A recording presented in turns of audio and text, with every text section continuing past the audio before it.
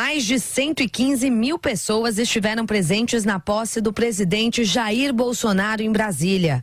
Logo cedo, no primeiro dia do ano, apoiadores e entusiastas de Jair Bolsonaro se reuniram na esplanada dos ministérios para acompanhar a cerimônia. A expectativa antes da chegada dele era grande. Todo um esquema de segurança foi montado para evitar qualquer infortúnio durante a passagem do presidente. Os jornalistas também tiveram que acordar cedo. Os profissionais precisaram aguardar por mais de 6 horas, desde as 7 da manhã, para acompanhar a chegada dele.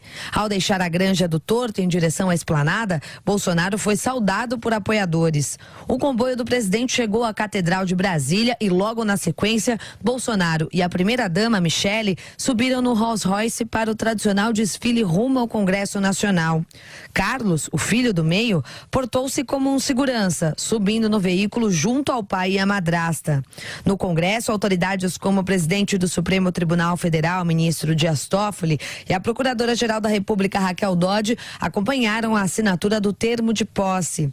O presidente e o vice-general Hamilton Mourão prestaram um compromisso constitucional e foram empossados. Neste primeiro discurso, Bolsonaro agradeceu por estar vivo. Primeiro, quero agradecer a Deus por estar vivo, que pelas mãos de profissionais da Santa Casa de Fora operaram um verdadeiro milagre. Obrigado, meu Deus. Após deixar o Congresso, Bolsonaro participou de todas as cerimônias protocolares. Acompanhou o hino nacional, além da salva de 21 tiros, e revistou as tropas do Exército, da Marinha e da Aeronáutica. Aos gritos de mito, ele subiu a rampa do Palácio do Planalto, ao lado da primeira-dama Michele e do vice-general Mourão, com a esposa Paula. No parlatório, recebeu do ex-presidente Michel Temer a faixa presidencial. Quebrando o protocolo, Michele Bolsonaro fez um discurso inédito em Libras. Na sequência, veio a tão esperada fala de Bolsonaro. Ele agradeceu o público e declarou que vai libertar a nação da inversão de valores. E me coloco diante de toda a nação, nesse dia, como um dia que o povo começou a se libertar do socialismo, se libertar da inversão de valores, do gigantismo estatal e do politicamente correto. As eleições deram voz a quem não era ouvido. E a voz das ruas e das urnas foi muito clara. E eu estou aqui para responder e, mais uma vez, me comprometer com esse desejo de mudança. Após o discurso, Bolsonaro seguiu para cumprimentar todos os representantes internacionais que vieram ao Brasil para a cerimônia e, na sequência, empossou os ministros que compõem o novo governo. Durante o dia, o Corpo de Bombeiros realizou 18 atendimentos e apenas uma pessoa precisou ser transportada pelo SAMU. A Polícia Militar conduziu um homem à delegacia por importunação sexual. Já a Polícia Civil registrou 5 furtos de celulares e de uma motocicleta. A dispersão do público começou no início da noite, quando a comitiva presidencial e os convidados se dirigiram ao Palácio do Itamaraty. Depois do compromisso oficial, Bolsonaro voltou à Granja do Torto e deve se mudar para o Palácio da Alvorada, residência oficial do presidente, ainda nesta semana. Pois é, a mudança ainda nessa semana, como destaca a Marcela, e foi ontem mais uma grande cobertura aqui da Jovem Pan. Muita gente nos acompanhou também por imagens. Felipe Moura Brasil.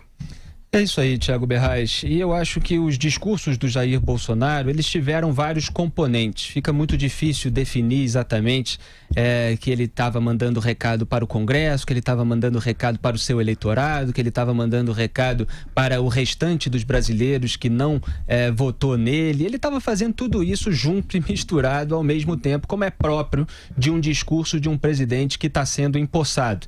Ele tem, repito, essa estratégia de usar as redes sociais para se comunicar diretamente com o público.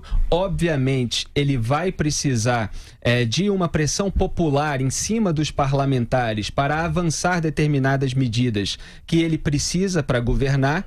O que acontece é que a reforma da Previdência, por exemplo, não é tão popular assim, então talvez não tenha uma pressão popular suficiente. Ele vai precisar dosar essas coisas, calcular essas coisas e junto com a articulação política, que está hoje nas mãos do Onyx Lorenzoni. Existe muita desconfiança em relação à capacidade, o respeito, a imponência que o Onyx Lorenzoni tem para fazer esse tipo de abordagem em relação aos parlamentares, recebê-los, ver quais são as demandas, o que eles querem, o que eles querem mudar no texto a ser apresentado pelo Paulo Guedes. Pode ser, não será surpresa para ninguém, que o próprio Bolsonaro tenha de entrar em campo na articulação política para dar legitimidade aos projetos apresentados pela sua equipe econômica junto aos parlamentares. Então, ele vai precisar dosar isso, como usar o público fiel a ele, que está fazendo pressão para que o governo seja bem sucedido por meio dessas medidas já anunciadas durante a campanha, e essa abordagem